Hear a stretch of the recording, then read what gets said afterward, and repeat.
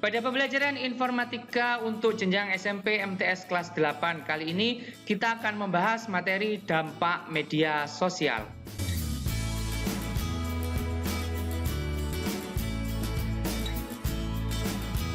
Assalamualaikum warahmatullahi wabarakatuh. Bagaimana kabar anak-anakku semua hari ini? Semoga kita semua selalu dalam kondisi yang sehat dan selamat dimanapun kita berada. Pada pembelajaran kali ini, pada materi mata pelajaran informatika untuk jenjang SMP MTS kelas 8, kita akan membahas materi dampak media sosial. Sebelum kita masuk ke materi pembelajaran kita hari ini, perlu Pak Haris ingatkan ke kita semua, yang pertama selalu awali setiap aktivitas kita dengan berdoa. Seperti halnya saat ini kita akan memulai kegiatan pembelajaran, mari kita awali dengan berdoa. Bismillahirrahmanirrahim. Semoga materi yang akan kita pelajari ini bisa menjadi ilmu yang bermanfaat untuk kita semua.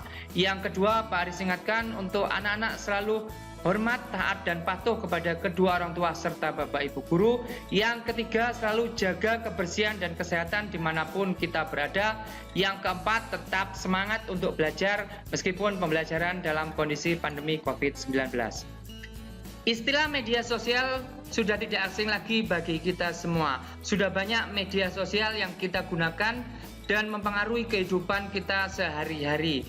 Tetapi pada sub pokok bahasan kita hari ini, kita akan mengenal lebih lanjut tentang pengertian, ciri-ciri, fungsi, manfaat dari media sosial. Kemudian kita akan bahas perilaku manusia apa saja di media sosial, serta dampak negatif dari media sosial, serta tips bermedia sosial untuk remaja. Adapun pengertian dari media sosial adalah salah satu jenis media online yang dapat digunakan oleh si pengguna untuk bisa saling berbagi informasi atau data, saling berinteraksi, serta berpartisipasi aktif di dalamnya. Bisa dikatakan media sosial ketika memiliki ciri-ciri sebagai berikut. Yang pertama, isi yang ada pada media sosial umumnya untuk banyak orang atau tidak terbatas. Jadi apa yang dibagikan atau di-sharingkan di media sosial tentu saja menjadi konsumsi publik atau konsumsi orang banyak dan tidak terbatas jarak dan waktu. Yang kedua, isi pesan dan interaksi yang disampaikan merupakan pesan secara online, bukan secara offline. Yang ketiga, pengguna media sosial menjadikan dirinya sebagai pembuat informasi. Bagaimana tidak, karena si pemilik akun dari media sosial tersebut yang memiliki akses untuk membagi informasi apa yang ingin disampaikan ke orang banyak atau ke khalayak ramai. Yang keempat, isi dari media sosial umumnya berisi data pribadi atau personal, kemudian interaksi antar pengguna, ada berbagi atau sharing, eksistensi, dan status dari si pengguna. Adapun fungsi dari media sosial adalah memperluas interaksi sosial dengan menggunakan teknologi internet. Dengan menggunakan media sosial, kita bisa memperlebar jaringan pertemanan kita bisa menambah jumlah pertemanan, jumlah orang yang kita kenal meskipun tidak dalam satu wilayah tertentu. Yang kedua, proses komunikasi many to many, artinya antar banyak pengguna. Jadi satu informasi yang kita sebar bisa diakses atau dilihat oleh banyak pengguna di media sosial. Sedangkan manfaat dari media sosial adalah yang pertama sebagai sarana komunikasi dan bertukar informasi.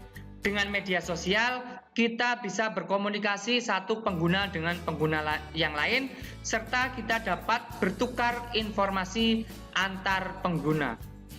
Manfaat yang kedua adalah berisi berbagai macam konten yang dapat didokumentasikan dan terintegrasi. Di dalam media sosial terbagi menjadi banyak jenis konten atau banyak macam konten. Ada konten memasak, konten pendidikan, konten hiburan, konten komedi, konten materi pendidikan, dan lain sebagainya. Manfaat media sosial yang selanjutnya adalah sebagai sarana pemasaran dan manajemen kegiatan.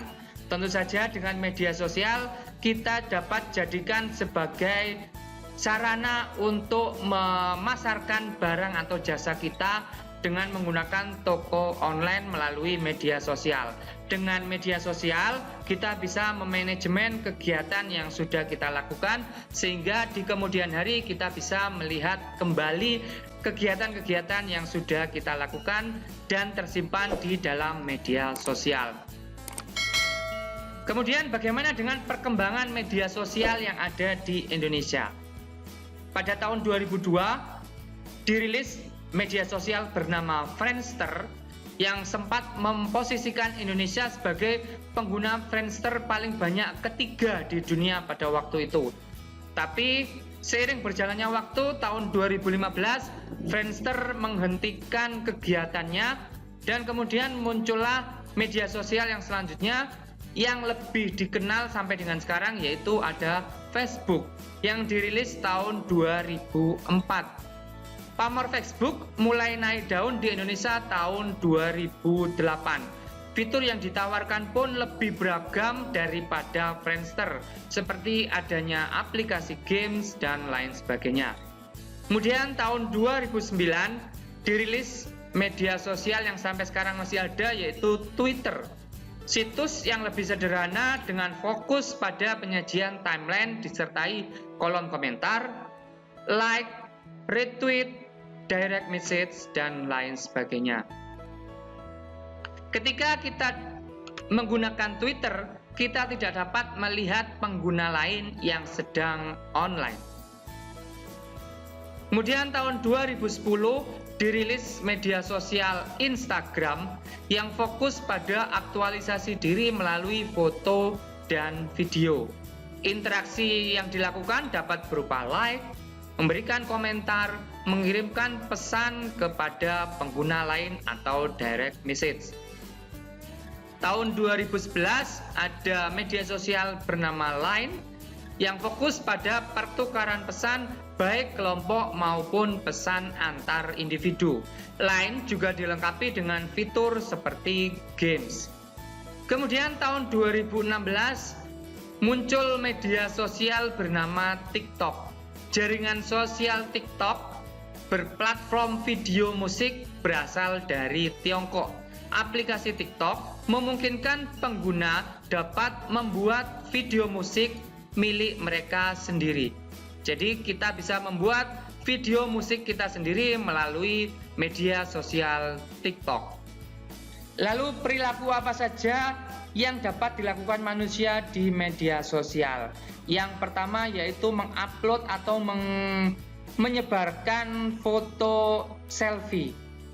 Bahkan manusia rela mengambil resiko yang berbahaya untuk mendapatkan hasil foto selfie yang wah agar mendapatkan like dan komentar dari banyak pengguna. Misalnya rela untuk berfoto di atas gedung yang tinggi atau di atas menara yang tinggi untuk bisa mendapatkan foto yang wah dan bisa membuat heboh di media sosial atau bisa membuat trending di media sosial. Yang kedua, di media sosial manusia dapat gila belanja dengan alasan mengekspresikan diri dengan brand-brand ternama. Jika memakai brand ternama kemudian diupload di media sosial, sehingga rasa ekspresi dirinya akan lebih meningkat. Yang ketiga adalah aktif untuk pamer. Salah satu alasannya adalah untuk memuaskan diri sendiri, seperti halnya gila belanja tadi. Dengan kita memamerkan barang pribadi milik kita, kita bisa mendapatkan atau memuaskan ego pribadi kita. Yang keempat, copy paste and share. Kemudian copy paste dapat memunculkan berita-berita bohong atau disebut dengan hoax. Ini yang perlu kita hindari, perilaku manusia yang dapat dilakukan di media sosial. Perilaku tersebut memunculkan beberapa banyak sekali dampak negatif di media sosial. Yang pertama, dapat menurunkan tingkat kesehatan manusia. Tentu saja dengan seringnya kita menggunakan media sosial di smartphone kita akan menurunkan tingkat kesehatan indera penglihatan kita atau mata kita. Yang kedua, dapat memicu seseorang untuk menjadi individualis. Menjadikan seseorang menjadi lebih lemah dalam bersimpati bahkan berempati terhadap keadaan di sekelilingnya. Karena perhatian kita fokus pada smartphone yang sedang kita buka untuk membuka atau mengakses media sosial. Tidak jarang kita menemui orang yang sedang dalam satu kelompok di suatu tempat tertentu, misal di dalam tempat makan. Mereka semua duduk di satu meja yang sama, tapi dijauhkan dengan smartphone karena semuanya membuka media sosial masing-masing, sehingga rasa simpati bahkan empati dengan daerah sekelilingnya atau di sekitarnya akan menjadi lemah. Yang ketiga yaitu cyberbullying, yaitu bentuk kekerasan yang dialami seseorang di internet. Dapat berupa penghinaan fisik, penghinaan sara, hobi, pekerjaan, dan lain sebagainya. Dampak negatif dari media sosial yang selanjutnya adalah kejahatan dari media sosial. Berawal dari adanya akun palsu yang berujung tindak kejahatan di dunia nyata. Contoh, terjadinya penculikan, pemerkosaan, hingga pembunuhan.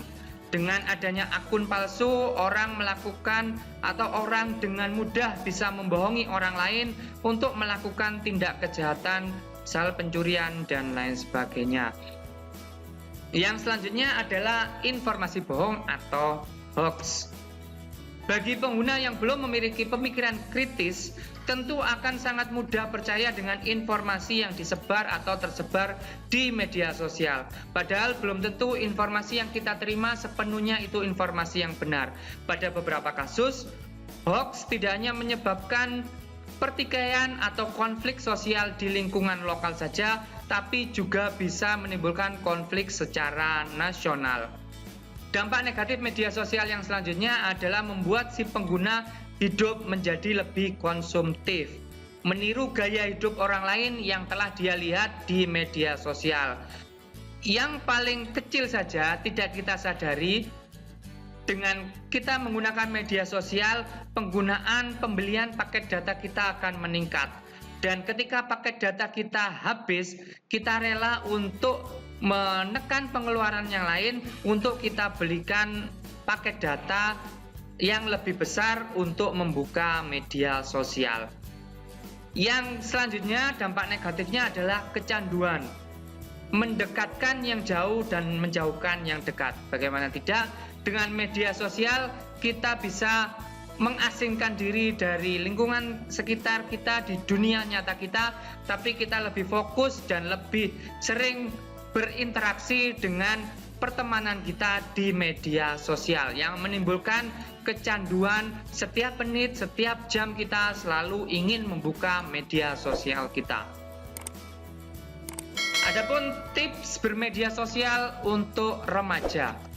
Yang pertama, setiap platform media sosial memiliki kelebihan dan kekurangannya masing-masing.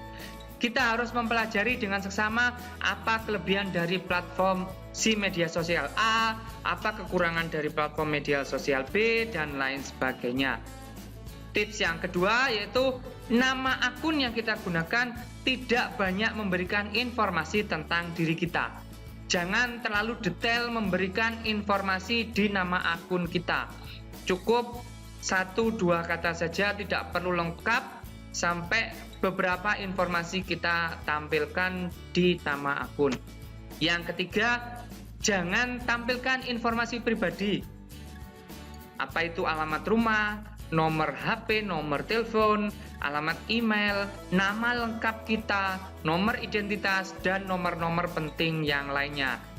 Yang keempat, pastikan hanya orang-orang terpercaya yang dapat mengakses informasi yang kita bagikan.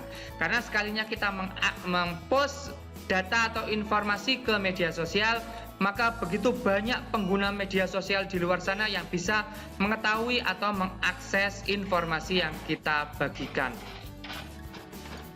Yang kelima, waspada dengan orang asing yang mengajak ketemu di dunia nyata. Karena belum tentu semua pertemanan kita di dunia maya adalah pertemanan dengan orang-orang baik. Seperti yang Pak Aris sampaikan tadi, ada kejahatan penipuan yang berkedok dengan akun-akun palsu. Tips yang selanjutnya yaitu berbagilah informasi yang terasa nyaman untuk dilihat dan diketahui. Ingat, ada orang-orang di dunia nyata yang kamu kenal seperti orang tua, saudara, guru, orang sekitar, dan lain sebagainya. Yang selanjutnya adalah tulis dan upload yang hanya baik-baik saja. Postingan kita bisa jadi menyakiti orang lain. Orang lain selalu dapat melacak jejak digital kita. Jadi pastikan yang kita posting, kita upload adalah hal-hal yang baik yang tidak menyinggung orang lain. Yang selanjutnya adalah hati-hati bercakap-cakap intim dengan orang asing atau orang yang baru kita kenal. Tips selanjutnya yaitu waspada ketika kita memposting foto.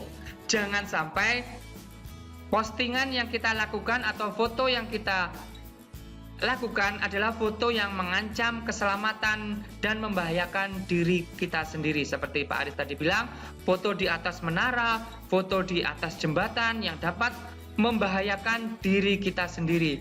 Oke, tentu saja itu nanti bisa memunculkan banyak like, banyak komentar.